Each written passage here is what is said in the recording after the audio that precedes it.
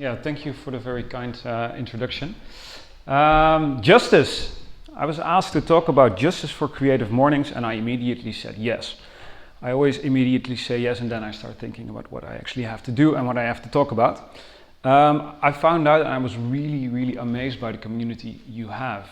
Within, I think, a week, I got LinkedIn connection requests from all over the world for people who wanted to connect because they were also speaking about justice. So the topic was really alive. And then I was looking at what Creative Mornings is, like the worldwide community of creative minds. And it's really great to be able to give a contribution to that. And speak about justice. I mean, justice is a big thing, especially as a lawyer.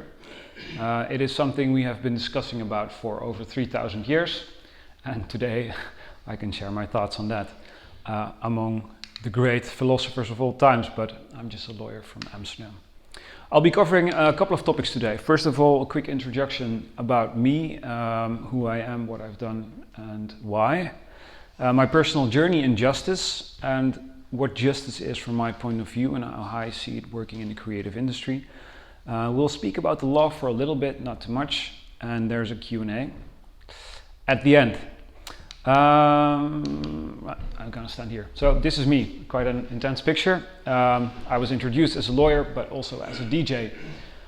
That started off when I went to Burning Man in 2015 and thought while I was DJing doing something with music since I was 5, but I always made music for myself. So I kept it to myself and didn't really want to share it. Well, I played at some parties though, but going to Burning Man, I was there and I thought, well, can I play? Yes, you can play. And a lot of famous DJs and managers came to me and asked me who I was. So I thought, well, maybe it is time to actually start sharing my music and showing my emotions and creativity in what I truly feel and the choices in music I stand behind. And well, this is kind of the result when I'm doing it. From that point on, my DJ career started advancing as professional as well. So before it was just gigs on the side and making some mixes, but it got professional from that point on. But on the other hand, I always wanted to be a lawyer. I'll talk about why in a bit, but this is a quick recap. I'm an attorney at law. I'm a founder of Petit Legal. Some people know me as the dance advocate because that is a blog I once started on Facebook to make knowledge shareable and understandable for the creative industry. It's not only for people who are in like DJs and stuff, but it's basically everybody who is in the dance music industry. That could also be writers, designers, photographers, the record labels, publishers, booking agencies, managers, and so on. And apparently that kind of worked out. So more and more I started sharing my knowledge and I got asked to be a guest lecturer or writer at several media outlets, and also kind of proud about it. I used to have a fashion label when I was a kid. Basically around my 14 to 18 here, I did everything wrong, which meant I copied everything. I didn't have a registration, I didn't pay any taxes, everything went cash and I don't know where the money is. But it was a really fun time because that was, I could do something with my creativity and it kind of worked out. But as I said, law was always my passion, or at least since I was 12, I knew I was a lawyer. I wanted to be a lawyer. And it all started with, I think, 4 reasons, one false one, but we'll get to that in the end. So even as a kid, I always wanted to defend the guy or girl who everybody thought was wrong. So if a kid got punished, I would be the lawyer, I would say, but can you prove it? Or what actually happened? So if a kid got bullied, I was like, hey, this is not fair. So I always had the feeling to find out and the urge to find out what really happened and to protect a weaker person in a certain situation. That was really since I think kindergarten. Then I was playing soccer at a soccer club in my hometown in the south of Holland, in Brabant. And we had a couple of kids in the team, and they had families who almost everybody went to jail. And yeah, that's kind of strange. I mean, I was doing quite well in school. I wanted to be a lawyer. I thought I could go to university if I did everything like I was supposed to do. But there were some other kids, and they couldn't come to training because they cannot walk on the streets anymore because of a court order after 6 o'clock. It's very hard to train your soccer practice if you cannot go outside after 6. So there was this one guy, and that really it struck me. He was the only kid in his family who did not went to jail. And he said, I don't want to, I want to be the only one. Oh wait, he had a younger brother as well. So at a certain point of time, his younger brother was doing a burglary and he got caught. And he said that he did it, so his little brother was the only one in his family who did not go to jail. And I thought, well, this is kind of unfair. It's like it might feel in the end like justice maybe, but it didn't feel fair that they didn't have the knowledge and the opportunities I had. So I tend to use my opportunities and abilities to protect those who can't do it themselves. Second reason. Third reason, watched way too many movies. I thought being a lawyer was doing criminal law, sitting on the porch in Texas, drinking whiskey, going to court, pleading, winning. Yes, that is criminal law, maybe. It's not that romantic, but I thought, well, maybe becoming a lawyer in the Netherlands is quite the same. It is not like Suits either. It's actually doing a lot of reading, doing a lot of writing, and I don't have a Rachel Zane in my office, unfortunately. Fourth reason, this is the false one, I thought model rights were about this. They were actually about beer cans and things that were 2D. I wanted 3D. Didn't happen. And now I'm doing some modeling rights, and I also have some models who are my clients, but it's not like this. But having that said, my personal feeling of justice also had its counterpart, which made me realize what injustice is. So up until recently, I never spoke about this. I'm a mixed blood, meaning I'm half Japanese, and I'm part Belgium and part Dutch. So people see me as a white, highly educated Dutch guy. Causes no problems if you go into a shop, causes no problems if you want to get into a club or anything. But it does cause problems when you are a teen and finding your identity and start hanging around with other half or Asian people. And then you go into a store and then security guards come check you up. Show your bag. Never had it when I was with normal white friends. So that felt really, really strange, and it hurt my feelings. Like, why is there indifference? I'm the same person, doing the same thing with the same beliefs, but I'm getting treated differently because I hang around with different people. And we were all highly educated kids, but still there was injustice. And this made my feeling even stronger. For me to become a lawyer. Hold on, I just gotta... So what is justice? Philosophers have been talking about the subject for thousands of years. So there are a lot of different conceptions about what justice actually is. I think justice, as you see here, is pretty cute. Without emotion, there's no decision. If you decide together that you want something, then it will immediately feel like justice, I think. Love is good, and no trouble here.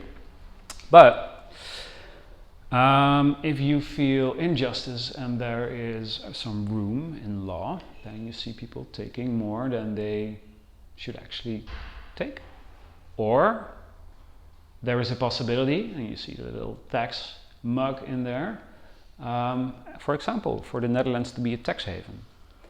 Is that unjust? Or is that the possibilities that law gives us to invite companies here and not dodge the taxes, but we have a nice ruling. But some people feel like this is injustice. So some people take more than they should actually get, or do less than they should actually do. Then there are the vigilantes, of course, the people who think they do good because it's not done by the party who should create the justice. So when the law fails to serve us, we must serve the law. It sounds kind of heroic, right? And there is, of course, the old biblical eye for an eye. You can question whether it's justice, whether it's the law, or if it's just people acting based on their gut feeling. about, or maybe revenge, or maybe acting an emotion. But that's where this happens. So there are a lot of different concepts of what justice should look like and how people react to it. Luckily, we can ask these questions, like, is justice, is that fairness? Is it creating equality between each other? Is justice getting what you need? And is justice getting what you deserve? And there can be really differences in this, and it can tip the balancing scale. Luckily, there is Lady Justice, and she's blindfolded because everybody should be treated equally, and she has a scale because most of our rights, or what we think are our rights, are a balance between the rights of others and our rights. Same goes for intellectual property, and that brings us to the law, because how do we regulate the balancing scale? How do we regulate what's reasonable, what's fair, what's equal? I mean, equal always has two counterparts, right? So if you look at the law and the previous questions we've asked, how do you know what's owed to you? And I think two important points. What brings us to the law is, one is property, and two is the agreement you either make about the property or you make among each other about other things. Property and agreements, of course, are in law, and I think copyright is one of the most important and well-known laws in that regard. So property is defined by law, and I think law, and many people think, should be objective. I always find it kind of strange that if you go to court and a certain case happens and you provide input into the court system, then you should get a certain output. But the output can change from time to time, even can change from lawyer to lawyer, can change from court to court. Some courts are more on the hand of employees, other courts are more on the hand of the employer. So that always is a very interesting spectrum. The law is objective, but even the law contains very many subjective qualifications. Copyright, for example, you need to be creative, and you're protected if you made something new and original. But what's original? I mean, original is something very subjective. And in the end, to define justice and to see for yourself what it means to you and what you can do with it, you should use your ratio and intellect, and the emotions and qualifications and the feelings of justice you have, and that is also a balancing scale. And we're getting to the justice point, and why laws and why the situation around the creative industry and what we have and what we have protected is, in my opinion, just. It has to do with how laws are being made. I think this goes for most democratic societies, but in the Netherlands, round and about, this is what it's about.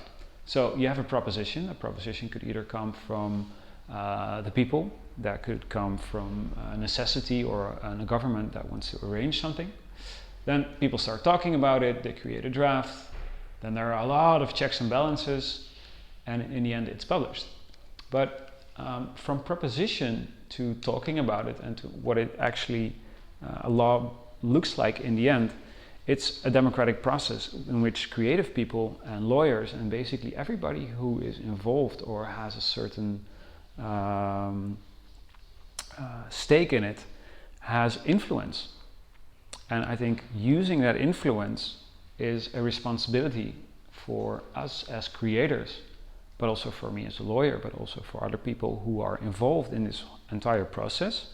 And delivering such a contribution is not only contributing to law and to justice, but also to the creative society as we are. And in the end, if you do it, we together can decide whether something is good or whether something is bad, and whether creating, we see it as good, but imitating, we see as bad. We are living currently, I think, in a kind of a remix culture. We are living and building our creative endeavors on the shoulder of giants. I mean, if you look at music, for example, there is not so much really new music out there. Is that a good thing or is it a bad thing? I don't know. I mean, in the end, creativity sometimes is seen as the interpretation, the arrangements and the copying of something that already exists. So it's a reaction to something. That reaction can come out of emotion, but it can also come out of ratio. And in the end, I mean, I don't have the answers to what justice actually is, but we can only talk about it and we can decide it together. And I think that is a really important thing. And the law and the government, and in the end, our gut feeling about what is justice gives us the points where we can think about to reach a question or at least an agreement for the time being. One of the things that we have reached agreement about is the modern IPR, intellectual property rights, and it has two goals. I mean, you cannot define it at each situation, but this is leading in the thought that what should be protected and what is just. So it's the protection of a creation, and it should also be the stimulation of economical and cultural innovation. And you can understand that those two can be on that balancing scale. So on the one hand, if you only and overly protect everything you create, you will get a monopoly. But it will be very hard to derive works from it, to make remixes, to make edits, to make bootlegs, to make samples and to use samples. And at the same time, stimulate the cultural and economical innovation. And this is always like a balance with the same thing with your privacy rights, with other basic human rights. The right of freedom of speech is always on the balancing scale, or it can be on a balancing scale, of somebody else who does not want you to speak about something. But what weighs stronger and what weighs heavier is that the protection of the person that does not want you to speak, or is it your freedom of speech? Same goes for the rights, and there's a small list here, and some have a more deliberate balance. Patents, for example, are more a rational right, but copyright contains a far more subjective tipping point in to see whether something is just or not, or whether something copied is just or not, and how far something should be protected. A good example about that is, you might have heard of Martin Garrix, the famous Dutch DJ, and his former record label, Spinnin' Records. They had a big discussion about neighboring rights or master rights and who owned these rights. And as a creative, you should understand, of course, every right is an exclusive right, and you can grant your permission or transfer the property of the right so somebody else could exploit it. Exploitation can be the copying it or changing it, or for example publishing it, or showing your pictures to the public, or playing your music somewhere.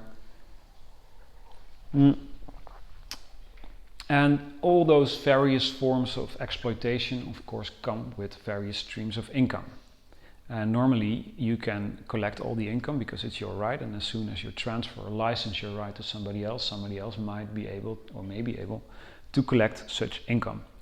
In the contract between Martin Garrix and his record label was stated that the record label could register as like the master owner or phonogram producer at a collective rights society. So, for example, if your music is played at a festival, the festival pays a certain license, or you need to pay this festival the festival pays a certain license to the collective rights organizations who collect the money for the artists. So normally an artist could grant permission to let the music play, or for somebody to play the music, and can ask money for it. Now they give the right to a collective rights society, and the collective rights society will do such thing for the artist. So if you do such a thing and transfer your right, then somebody else might get a bit of your income stream. That's what happened in the contract, where the record label said, we are the master owner, we're the record producer, and we get that stream of income, so not you. But if you look at the goal of the law, was well, to protect the creations, but also the economic rights. And the Neighboring Rights Act was meant to get back a certain investment for the record labels. So if you think about record labels, you need to think about like the American studios with thousands of little knobs and people sitting behind it. Nowadays, this can be your record studio, my laptop. So there is a really different way of investment. But still, that is the question if the neighboring rights as such are still justified, because the investment argument and criteria got changed drastically in our remix culture and our digital culture. The second thing was, if you make an agreement about something like that, and look at the facts, what actually happened was that Martin Garrix sat in his home studio, aka his bedroom, where he bought his laptop, he bought his plugins, he bought his computer programs, and actually he was the one who was making the investment. At least that was his point of view, and that's what the judge ordered as such at this moment. There's still an appeal, but that is what the judge said right now. So the big record label was wrong, and it was unjust to say we claim those rights, we own those rights, we need to earn our investment back, and we use the law to do so. But the law had a different idea and a different way to protect the one who made the investments. But then you have the question, is that a good thing or not? I don't know. And we all don't know, because the case, as I said, was still in appeal, or is still in appeal. Another thing, and that is why there are so many agreements or contracts, I see a contract as a written agreement in the creative industry, is because our copyright law and our Neighboring Rights Act require that if you transfer a right or grant an exclusive license, that you need to use a contract for it. And if everything comes together, so you need contracts, you need to use your ratio, you need to use subjective parts in seeing what is just. There are very many. There are a lot of ways to look at it. And in the end, I think if you do so, you will find that justice is an ever-changing question. What is just? The outcome is depending on either what we all think is the law, what is right, how we create the law, if that is a good process. In the end, the facts always matter in such a case. The circumstances always matter in such a case. And if you look at that, sometimes it is your responsibility to question if the law is still just and not just take that for granted. So being curious, and I think that is something that most creatives are. I mean, that is driving creativity, is being curious, being creative.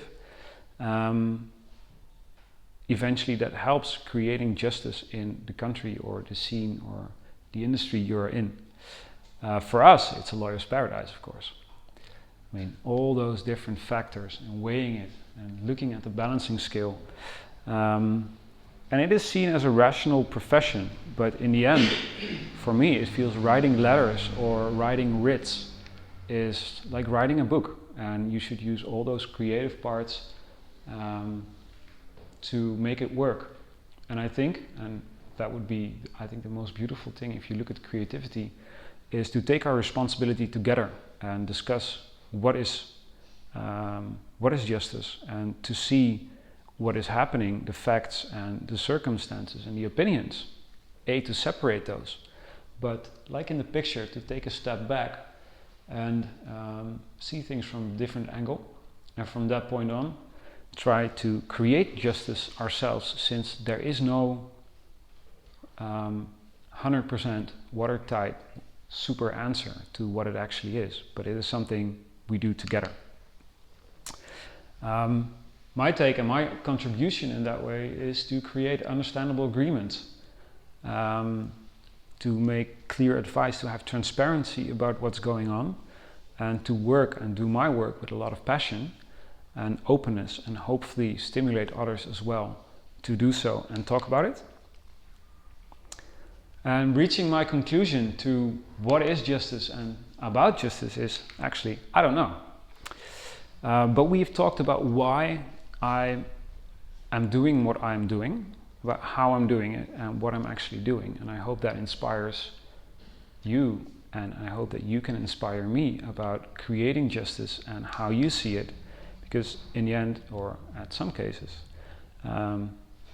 lawyers can be the voice of justice, and I think that is a responsibility. And as a creative, I think it is most important, and I really admire people who do create with their hearts but think with their heads. I think that is something really important for creative people to, as they say in the dance music industry, bros become pros. That is, of course, also a problem because there are a lot of bros and not many girls in a scene. But what I mean, think with your head and think as a professional as well, and take your responsibility in that regard. And if you don't really know what is justice, what is the law, usually just follow your gut feeling. And taking all those little points into consideration, your gut feeling usually feels right. If you follow your gut, you think with your head, and you create with your heart, I think then we get a much richer, a much more beautiful, as it is already, cultural society as we have now. And what is a society without culture? I don't know.